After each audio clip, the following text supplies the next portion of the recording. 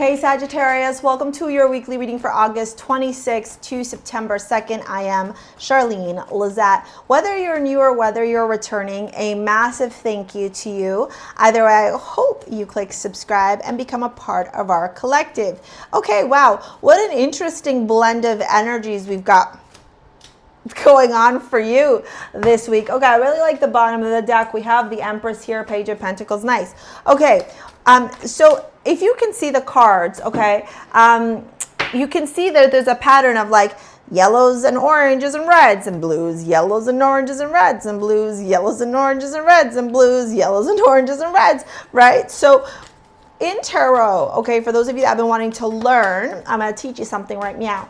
In tarot, there's symbology, there's colorology, there's astrology, and then there's the tarot description and the story of each of the individual cards that is based off of the tarot deck. So there's a lot of stories kind of or messages, wisdom that's interwoven within each card that helps the reader to understand what is going on here. Okay, when we see oranges and we see lots of reds and yellows, we know that there is passion, we know that there is creativity, we know that there is excitement, we know that there is hope, we know that there is drive, right, or even aggression. When we look at the blues, okay, we know that there can be diplomacy, logic, rationale. Okay, this blue can also be melancholy. It could also be an energy of like, I don't know if you've ever been in these places where like you're awake, but you're just not really here, right? I don't know if that's ever been you. And if you look here, aside from this, because these cards are all blue, you got lots of blues here too. So there's this energy here of, you know, not if we look at the chakra system, even though in Hindu, in true Hinduism, the chakras aren't aligned with colors, but in modern spirituality they are. You know, the blues connect with the throat chakra and the third eye, right? The blues and the purples. And then the oranges and the reds are all connected to the sacral and the solar plexus. So you've got this interesting activation of your sacral and your solar and your throat and your third eye. Okay, and what's happening here is their two are weaving together, almost like you're going to have to learn to juggle the two energies or learn how to balance two energies or alchemize the two energies in order to be successful in the pursuit of whatever it is that you desire this week, Sagittarius.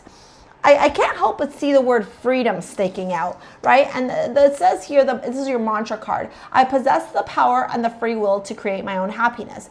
If you have actually been wanting to cultivate true freedom in your life, I invite you to sign up to my mailing list. It's in the description box below. I am launching my Freedom Framework Masterclass. It is a free masterclass where I'm teaching you step by step how to create and cultivate that freedom fulfillment that you seek in your life. And that's going to be launching really soon. So sign up to a mailing list and you'll be one of the first to get it. Okay, it's a video you watch on your own time. With the Star Keeper card here, Cosmic Ancestors seed the light by staying grounded. And then we have the High Priestess.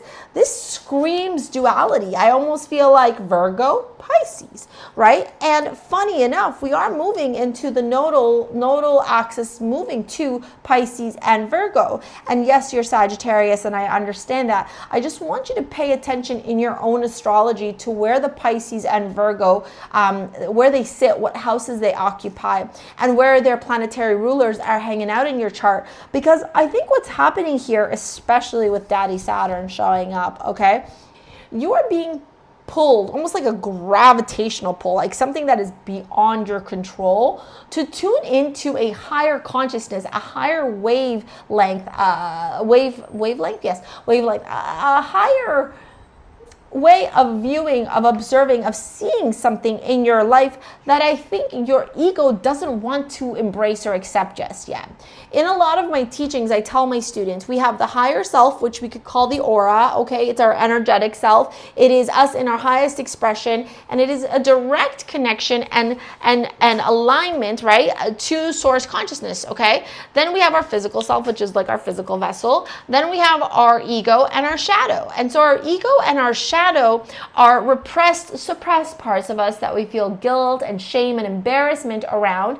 And they were birthed out of the guilt, shame, and embarrassment, the criticism, the judgment that we experienced from our external environments growing up. Parents, siblings, school, etc. Okay? For example, I had a teacher in grade 9 tell me that I was a horrible singer. Dude, you will hardly ever hear me sing. Because that's fucking so deeply embedded, right? And so, you know, these things almost become us even though they're not of us. And what's happening here is your higher self is going to break free, Sagittarius, break free, Sagittarius, break fucking free from the limitations, from the self-limiting beliefs, from the doubt, from the crippling anxiety, from the fears, from the insecurities, from the ego, always needing to be right, and then you will be victorious. Right? It's like counterproductive. We think we gotta fucking fight and we gotta be in that ego energy, right? Battling. Source is saying, no.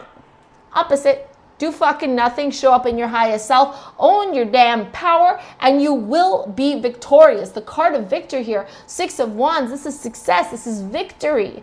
Okay, this is people going, you did it, Sagittarius, right? And yet you here are smack dab in the middle, turning around going, I don't want to see it. I don't want to look at that perspective. And if I was your bestie and if we were sitting down and having a conversation, I'd probably grab you by the shirt and shake you a little bit and be like, why the flip? Are you trying to get a different outcome by doing the same shit that you already know isn't resulting in the outcome that you desire? It's like me turning around and going, I want to get a six-pack, but going and shoving my face with McDonald's every day for breakfast, lunch, and dinner, and then living a sedentary lifestyle and drinking 7 gallons of pop every day.